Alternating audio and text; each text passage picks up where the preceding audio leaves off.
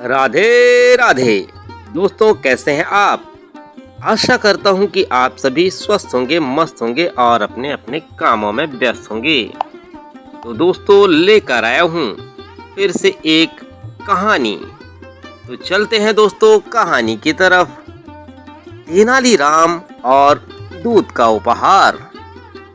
एक बार विजयनगर राज्य के राजा कृष्णदेवराय के दरबार में उनके मित्र पड़ोसी राज्य के राजा का दूत संदेश लेकर आया।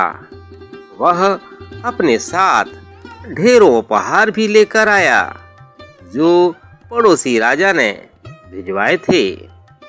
दूत विजयनगर में 3 दिन तक रुका। इन 3 दिनों में विजयनगर के राज दरबारियों ने भी उनकी खूब आवभगत की, खूब खुशामद की। उन्हें किसी भी प्रकार की कमी नहीं होने दी। उनको हर तरह से खुश रखने का प्रयास किया।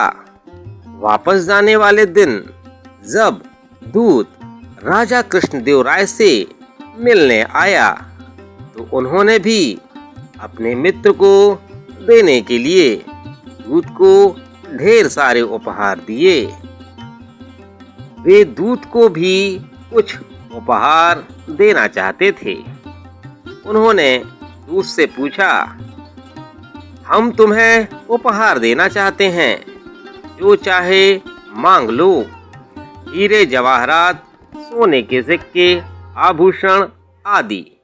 राजा कृष्णदेव की बात सुनकर दूत बोला, महाराज, आपने मेरे संबंध में विचार किया, इसके लिए आपका बहुत बहुत धन्यवाद, दिल से आभार। किंतु मुझे ये सब नहीं चाहिए। यदि आप मुझे उपहार में कुछ देना ही चाहते हैं तो कुछ ऐसा दीजिए जो सुख दुख में जीवन भर मेरे साथ रहे, जिसे कोई भी मुझसे छीन न सके। ऐसी मांग कर दूत ने राजा कृष्णदेवराय को भी हैरान कर दिया और सारे दरबारी दूत के चेहरे के तरफ देखने लगे। दूत की मांग सुनकर राजा कृष्णदेवराय सोच में पड़ गए। उन्हें समझ नहीं आया कि आखिर दूत उपहार स्वरूप चाहता क्या है।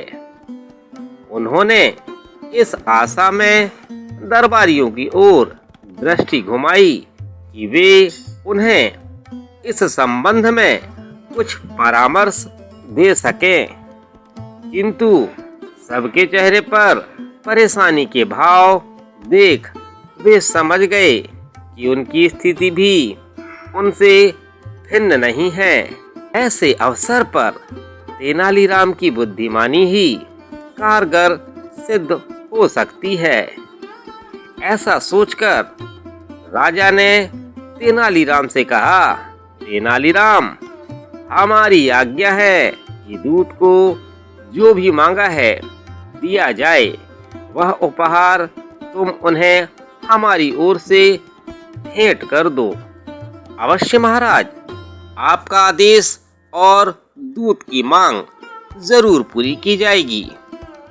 जब आज दोपहर दूत यहाँ से अपने देश के लिए प्रस्थान करेंगे तो वह उपहार उनके साथ होगा।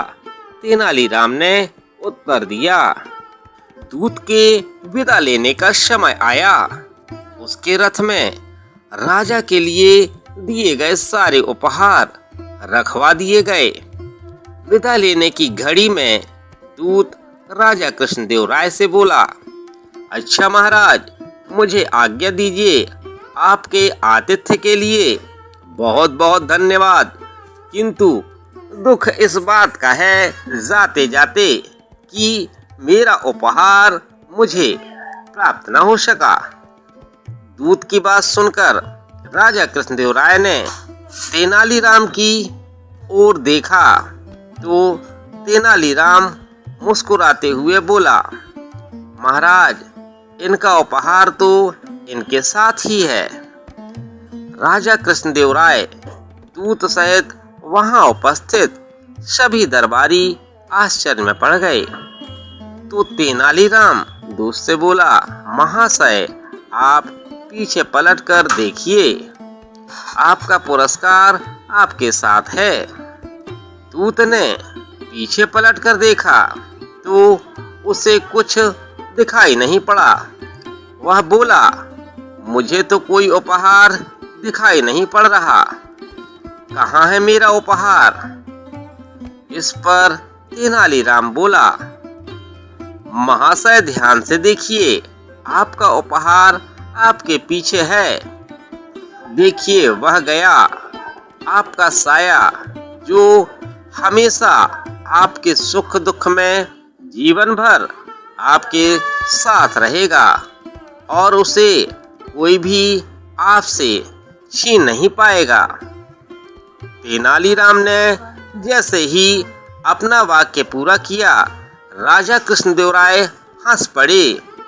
दूत भी मुस्कुरा उठा और बोला, महाराज मैंने तेनालीराम की बुद्धिमानी की बहुत चर्चा सुनी थी, मैं वही आजमाना चाहता था। वाकई तेनालीराम की चतुराई प्रशंसा योग्य है। इसके बाद दूत विदा लेकर वहां से चला गया। राजा कृष्णदेव राय ने तेनालीराम की पीठ थपथपाकर उसकी बुद्धिमानी की दाद दी और कहा, तेनालीराम यदि तुम ना होते तो आज हमारे राज्य की इज्जत घट जाती। तो दोस्तों, आपको कैसी लगी कहानी? अगर कहानी अच्छी लगी हो तो कमेंट बॉक्स पर कमेंट जरूर करिएगा और अपने दोस्तों को शेयर भी कर सकते हैं यदि कहानी अच्छी लगी हो। यदि नहीं लगी हो तो भी बताइएगा। तो दोस्तों चलता हूँ, मिलूंगा कल फिर एक नए वीडियो के साथ या एक नई जानकारी के साथ। तब तक सभी को राधे राधे, बाय बाय दोस्तों, मिलता हूँ फिर कल, बाय बाय।